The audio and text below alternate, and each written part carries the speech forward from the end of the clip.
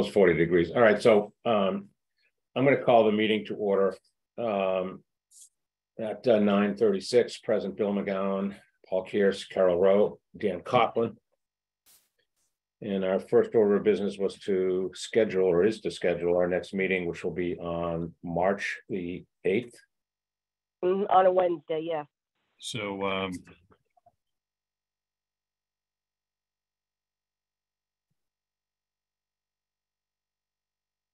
what time would that be? 9:30? 9:30. Okay. So obviously we have the abatement, but she hasn't, I don't see her on.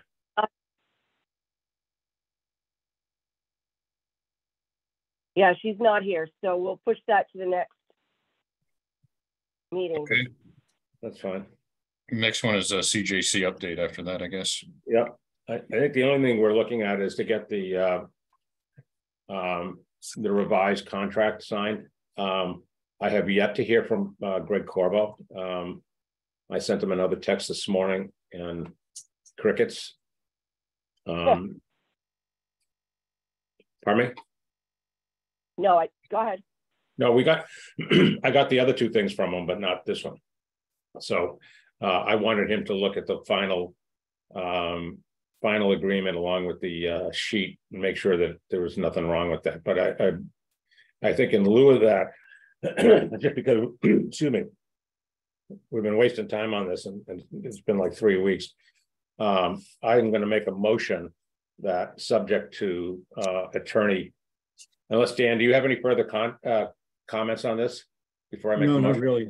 Did you finish the form that has to be filled out all the time? Yes. Yeah, I saw that. That was on the last one that he got. Okay, so yeah. Okay, what I'd like to do is make a motion that, subject to the attorney's approval, we approve the new contract and ask for copies to be distributed so we can sign them at the earliest. Paul Kearse, second. So we'll do a roll call. So Bill McGowan, aye. Paul Kearse, aye. Right. I believe that's all we have. Okay, so so I guess Don Stasko is on, so we'll be getting the letter from our attorney and send it over to Jeff DeLeese. His hand is raised, Jeff. He should be able to speak. Can you hear me? Yep, we can hear you now. Okay. Yeah, I'd like to have Attorney DeLeese review it. So we haven't seen anything in months. So once he sees it and reviews it, then get back to you. Okay. Yeah, Carol, didn't we send something to him? I believe so. I'll have to go through my emails to find out what I talked to Attorney DeLeese and he's not received anything from your attorney. Maybe not the attorney, but from it would have come from Carol Rowe. Well, we were looking for the document. He sent a revision to the attorney and we've never received anything back. That we're waiting for that to come back from the attorney. So hopefully we get it by next week. All right, thank you. Okay.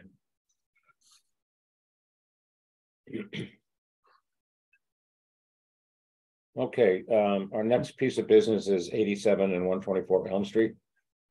Mm-hmm. So it says review of applications. I know that Dan said all the applications were in and they were fine. They has all of the documents that's required. Yeah. And Carol, did they include a check with that as well?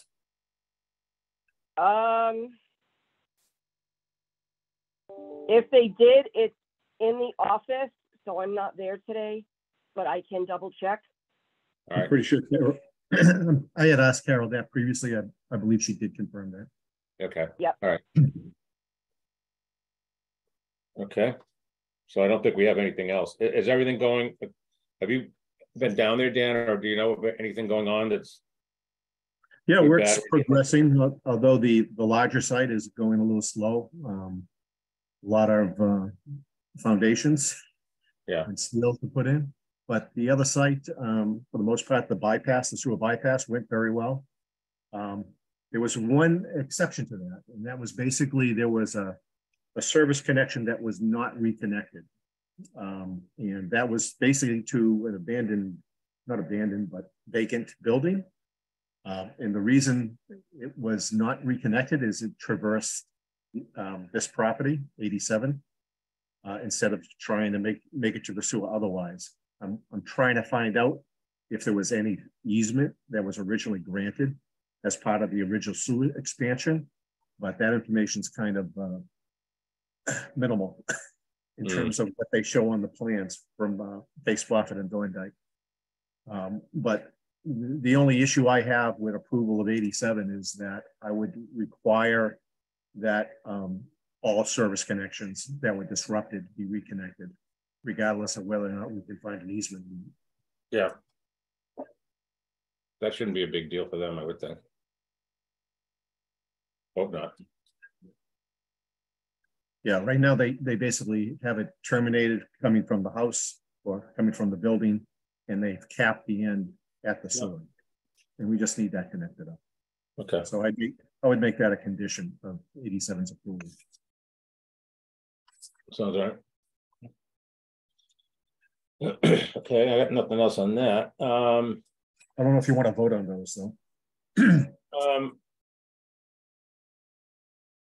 We should probably hear what they have to say about it. Maybe they're not unaware of it. I don't know. Yeah, I think we want to see if we can get somebody on from them next meeting, see if they get exactly that, Paul. Okay. So Carol, can you get in touch with them and see if somebody will be on the call? Sure. All right. Well, the last thing we have is the our annual report.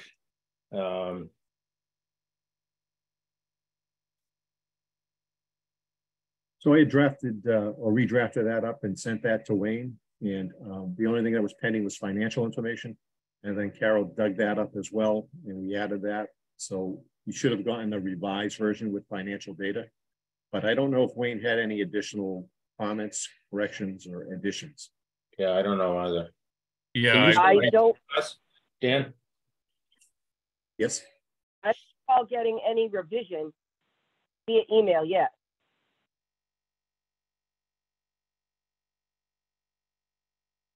so we're just waiting to find out from Wayne if he's completed what he was going to do on it. Yes, and you know, obviously you two can read it as well and see if you have anything you want to add. Okay. So that has to be in by Friday. Yeah. Mm-hmm. It's a good thing I get overtime, you know.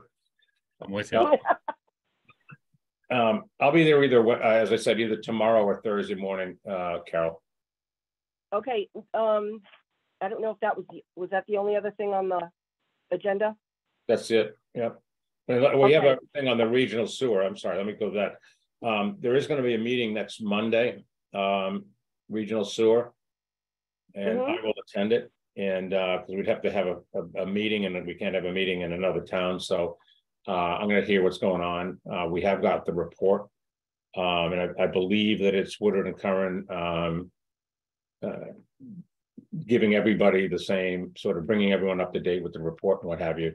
One of the things that I think we should do soonest, and Wayne was pretty was adamant on this as well, is that we should have some sort of a public session where we start telling the town some of the thoughts that we have. I mean, there's a lot of misinformation out there right now as to what's going on, but from what we hear, and I think I'll know more next week, and I'll certainly send a mail to the board, and then we can update at the next meeting. There are adequate grants, both federal and state, that would cover the $15 to $20 million to make the connection. So Bill, is there anyone else going to attend from the town of Cohasset besides yourself? Chris Senior is invited. I'd have to go through the list. Did you need me to, Bill? I'm sorry? Do you need me to go to the meeting? You probably should, just to take minutes. Not that it'll be not that it'll be a meeting, but yeah, you probably should. Okay. Yeah, I'd like to have someone take minutes so that it could be presented to the board here. Yeah. I'll do that for you. Thank you, Carol. You're welcome. Yeah, I don't know. The last meetings that I went to were pretty, they were interesting. I'll put it that way. So, and some of them we weren't even invited to. So. Yeah, so I don't know if there's a select board member going or just. Yeah, I hope not. I don't think so. No, I don't think so.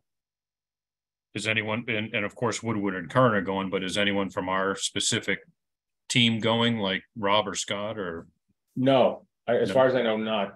Rosemary Blacker is going, who is running she's been on the thing. Actually, she's retired and she's actually come back to work on this because she's been working on it for, I guess, close to 5 years now. Okay. So, is Brian Joyce attending at all? I don't know if he's attending. He was invited. Okay. I'll find out. Yeah, he probably, the last time we had a meeting, and this was in the middle of COVID, he was there. So okay. He and I represented the town, and there was only about 6 or 7 folks there. And now there seems to be about 20 something going.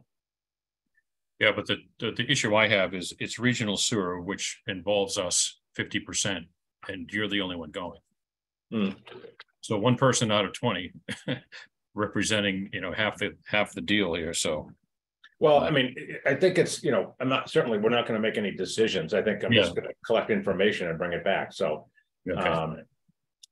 You know, there's not going to be a vote or any of that sort of thing. I mean, this would, in my, one of the things I'm waiting for Greg Corvo to do is give us an opinion of what the transaction and how it would actually occur, as it did with Hull back 17, 18 years ago. Yeah. And so, and I believe what I've dug up, that transaction had the board negotiated a deal with Hull that was not closed until it was voted on by the town, and then also had the blessing of the town manager and the town's finance director. Got it. So there's actually a systematic way of doing it, and we'll just probably follow the same thing. I know that there might be some impediments in the way, but we'll see how that goes.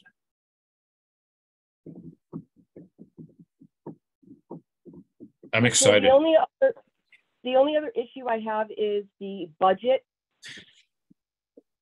Yeah. I'm supposed to get that to finance by tomorrow. For fiscal 24? Yeah, I sent you guys the we had asked you to set up a meeting with the new finance director, who we haven't met yet. Yeah, and she's been so busy that it's impossible to get a meeting with her. Yeah, well, if she can't meet with us, how are we supposed to put together a budget if the finance director won't meet with us? Exactly. Yeah. I'd like to. We have to talk about. You know, we have our standard chart of accounts there, which is fine. I mean, I don't.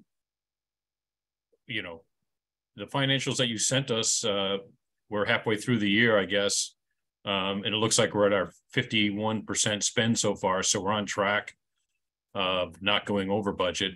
We're on budget. Yep. But FY24, we need to have a meeting with the finance director, because there are 2 significant events occurring in 2024 that have to be accounted for financially, and it could be upwards of $2 million. Okay. Yeah, and Carol, you know, if we go back, I mean, I don't want to. I'm not going to throw her under the bus. I'm sure she's overwhelmed, but I mean, it was like 2 months ago. I met her in the sewer office, I believe, and we were going to set up a meeting. Oh no, I met her in the hallway upstairs, and we were going to have us. You know, we were going to try to get a meeting. You know, soonest. It probably would be. You know, I know it's not going to be the right time, but it almost would be better, I think, for all of us if we did it in a public session. And I know she wants it by tomorrow, but you know, it would be good for all of us to be involved in the process here. And so on a Zoom call. Pardon me? On a Zoom call? Yeah. Okay. I'll see what I can do. All right, and we just maybe we do it. Put her on the agenda for the 8th. Yeah. I mean, what the deadline that she has is basically trying to get all the information in, because they have to publish a report for the annual town meeting. So they got to, they got to aggregate all the data in March so that in April they can publish. So my guess is we have some time, but. Okay, I'll see if she can make the meeting on the 8th. Okay, awesome. Thank you. I had two You're things welcome. quick. Just wanted to bring up again the rules and regs. We distributed those back in October. Haven't got any response back. If you guys have a chance to, mark it up, redline it, question marks, whatever. All right. Maybe then we can move it forward. The other thing too is we also have a dive inspection, which is required under the MPDS permit. So we're just about finalized on that solicitation, and that would basically have a bid for divers. I looked at the old videos that we had for the last dive, and there was a lot of incrustation on the rubber duckbills. So I'm incorporated into that, basically that they're cleaned a little at the time of inspection to better inspect them. And hopefully we can get a little maintenance at the same time we do an inspection. When would this occur? Basically, it would occur anytime they have fairly good clarity. So, it would have to be set up on that. If the water's too turbid, we're not going to see very much. Yeah. So I'll have that probably wrapped up. So I did go through the probably about 2 months ago. I started to go through them.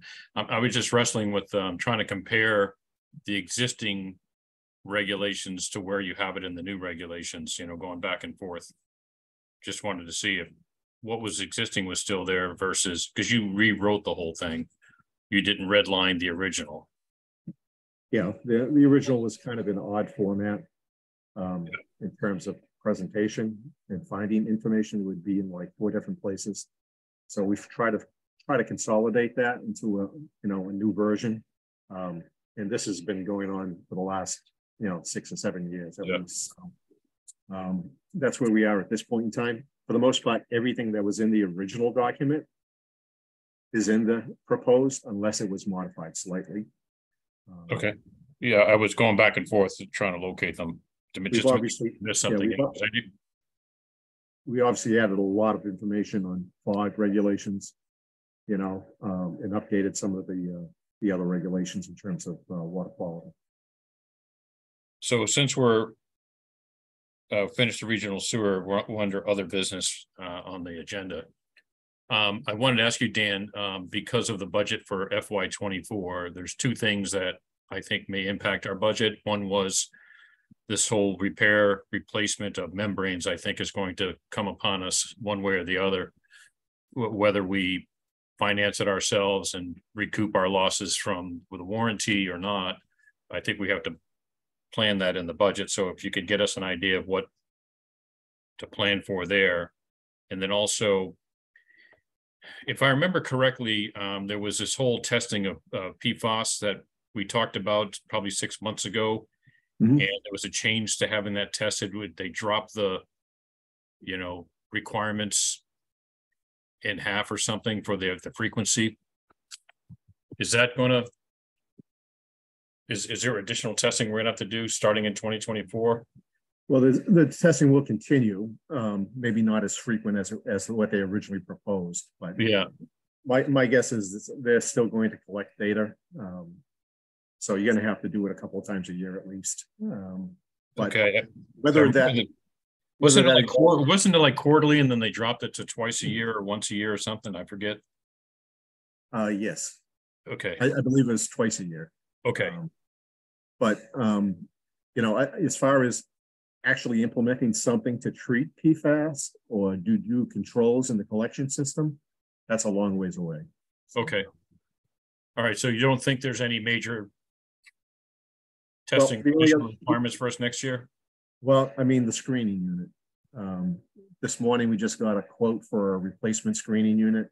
Okay. And, it's probably going to be 550 to 600,000 installed, if you got a replacement unit in its entirety.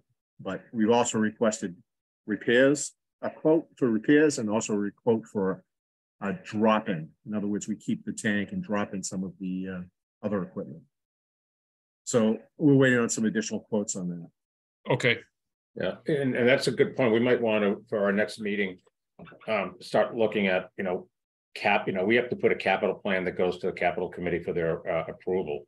And the membranes, certainly, as you brought up, Paul, should be on it. I mean, because we're going to have to start, I don't think they're going to last. I'm no engineer, but I just looking at them, I was like, oh my God. Yeah, I mean, the big question is if that induced or extra test cleaning will show effective. And we really got to, we really need that information to evaluate if we're going to have a big issue here. Yeah.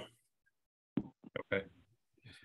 All right. So when we get the finance director on the 8th, we can basically have an idea of an estimate anyway of what the maintenance requirements are going to be on membranes, what that expense is going to be for FY24, and then any repair and replacements of those, plus the screens, as you were saying, which is all part of that process. So there was also one more small thing.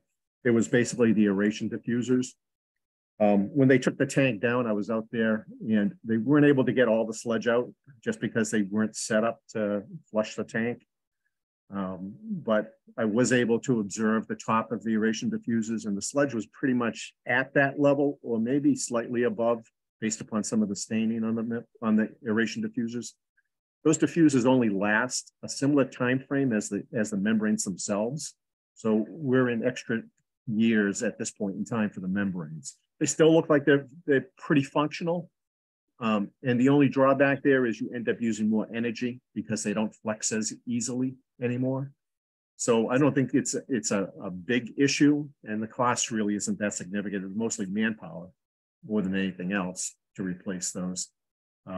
But I mean, it's something down the road we'll have to have. Okay. And Dan, was this the $500,000-$600,000 you were talking about? No. No, that's the screen. Yeah. Yeah.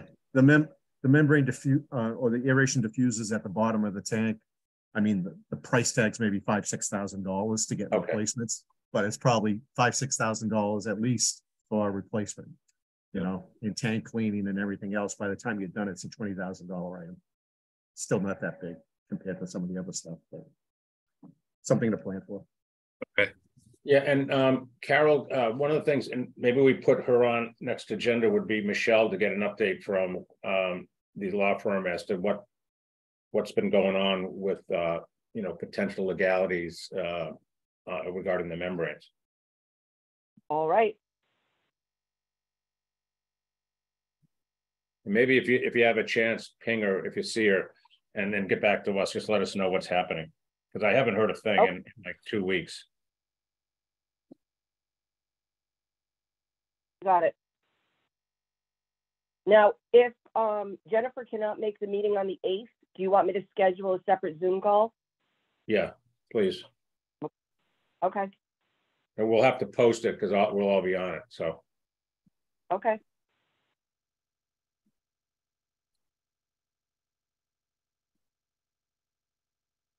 Okay. It's pretty much the agenda.